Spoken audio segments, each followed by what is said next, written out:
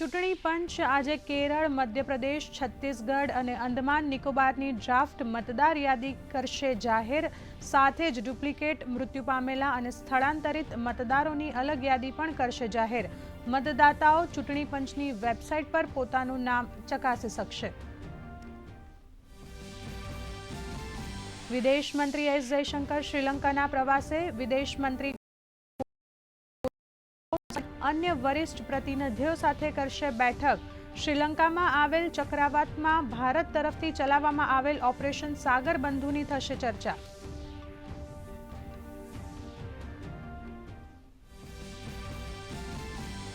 એશિયાના સૌથી મોટા ટુરિઝમ એવોર્ડ્સ સિઝન 7નું મુખ્યમંત્રી અને નાયબ મુખ્યમંત્રીના હસ્તે ઉદ્ઘાટન. રણોત્સવથી વર્ષ 2024-25માં ગુજરાતને ₹161 કરોડની આવક થઈ હોવાનું જણાવતા મુખ્યમંત્રી તો ઉદ્ઘાટન સત્રમાં ટુરિઝમ ક્ષેત્રના વિકાસ અને નવી પહેલ અંગે કરાઈ ચર્ચા.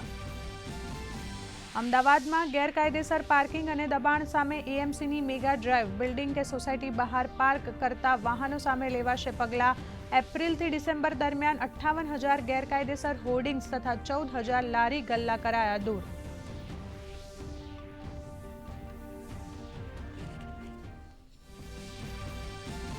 રાજ્યમાં ઠંડીનું પ્રમાણ વધવાની આગાહી કરતું હવામાન વિભાગ. 24 કલાક બાદ લઘુત્તમ તાપમાનમાં 2 થી 3 ડિગ્રી વધારો થવાની સંભાવના તો આગામી 7 દિવસ વાતાવરણ સૂકું રહેવાની આગાહી.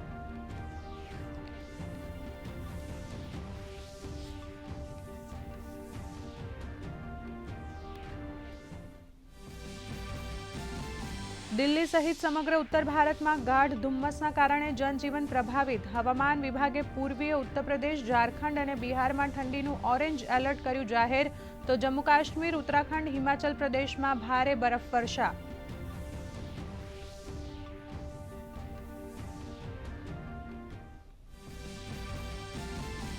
અમેરિકી રાષ્ટ્રપતિ ડોનાલ્ડ ટ્રમ્પે નૌસેના માટે નવા બેટલશીપ બનાવવાની કરી જાહેરાત. આ બેટલશીપ બનશે અત્યાર સુધીનું સૌથી શક્તિશાળી યુદ્ધપોત. બેટલશીપમાં હાઇપરસોનિક મિસાઇલ, રેલગન અને હાઈ પાવર લેસરથી કરાશે સજ્જ.